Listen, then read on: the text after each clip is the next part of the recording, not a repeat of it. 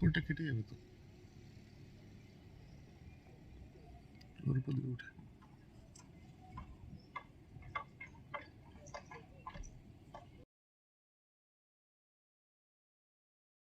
পোলটা কেটে যাবে তো, পোলটা কেটে যাবে তো, ওর উপর দিয়ে উঠে ওর উপর দিয়ে উঠে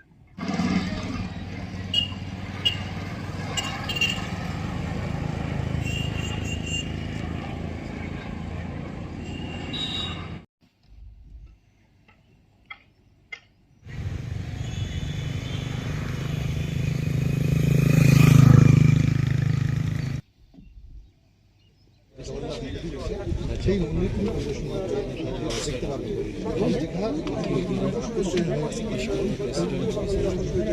কিন্তু তার সঙ্গে আধ্যাত্মিক বিষয়টি এই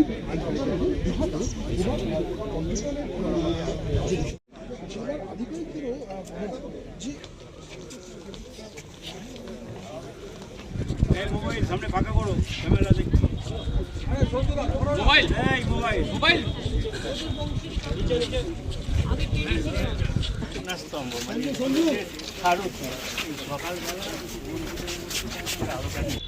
তখন আমরা পুরীর জগন্নাথ মন্দিরের যে হাইট, সেই হাইট অনুযায়ী আমরা এটা করবো বলে ঠিক করি। আমি নিজে জায়গাগুলো ভিজিট করি, আমার সাথে গভর্নমেন্টের সব অফিসাররাও ছিল। সেদিনের চিন্তাভাবনার জোরে আজকে 3-4 বছর টাইম লেগেছে এই এত সুন্দর একটা জগন্নাথ মন্দির, জগন্নাথ ধাম তৈরি করতে। এবং পুরীর সাথে নিশ্চয়ই আমরা তুলনা করব না, কারণ ওদেরটা ওদের মতো, আমাদেরটা আমাদের মতো। ওদেরটা রাজারা করেছেন দীর্ঘদিন আগে, আমাদেরটা আমরা সরকারের পক্ষ থেকে করছি। টোটাল টাকাটাই সরকার।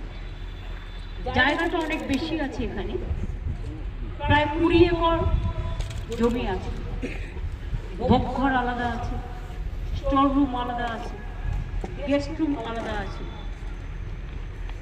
বিশ্রাম নেওয়ার জায়গা আলাদা আছে। পুজো দেওয়ার জন্য পুজোর ডালাঘর তৈরি হবে এবং সেলফ হেল্প গ্রুপের কিছু মেয়েকে লোকাল জিনিস বিক্রি করে দেওয়ার ব্যবস্থাও হবে, পাশে হবে, সেটা তৈরি হবে আস্তে আস্তে। আমরা এখনো পর্যন্ত প্রায় 250 কোটি টাকা খরচা করেছি। আরও হয়তো কিছু খরচা করতে হবে, কারণ মাসির বাড়ির ওদিকটাও আমাদের আরেকটু ডেভেলপ করতে হবে, ঘাটটাও ডেভেলপ করতে হবে।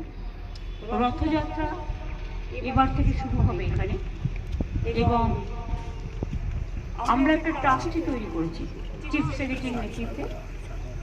তাতে জেলা শাসক, এসপি, সনাতন ধর্মের যে সভাধিপতি, ইসকনের যে পশ্চিমবাংলার চার্জে রাধারমন বাবু আছেন, তাছাড়াও পুরীর দৈত্য, তারপরে মাসির যে মন্দিরে যে পুজো করতেন জগন্নাথ দেবের এখানকার লোকাল, ওনাকেও রাখা হয়েছে।